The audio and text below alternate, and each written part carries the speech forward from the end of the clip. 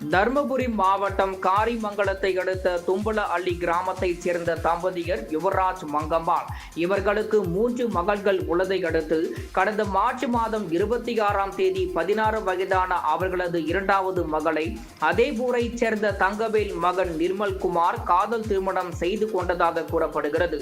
இந்நிலையில் சிறுமி 4 மாத கர்ப்பமாக இருப்பதை கண்டறிந்த சமூக நலத்துறை அலுவலர் இதுகுறித்து பாலக்கோடு அனைத்து மகளிர் காவல் நிலைய காவல் ஆய்வாளர் வீரம்மாளுக்கு தகவல் அளித்துள்ளார். இதனையடுத்து இரு தரப்பினரையும் அழைத்து விசாரணை செய்த வீரம்மாள் 18 வயது முடிவதற்குள் பெண்ணுக்கு திருமணம் செய்ததற்காக குழந்தை திருமண தடுப்பு சட்டத்தின் கீழ் அனைவரையும் கைது செய்ய உள்ளதாகவும் 50,000 ரூபாய் கொடுத்தால் வழக்கை கைவிட்டு விடுவதாகவும் கூறியுள்ளார். இதுகுறித்து மங்கம்மாள் தருமபுரி ஊழல் தடுப்பு மற்றும் கண்காணிப்பு பிரிவில் புகார் அளித்தார்.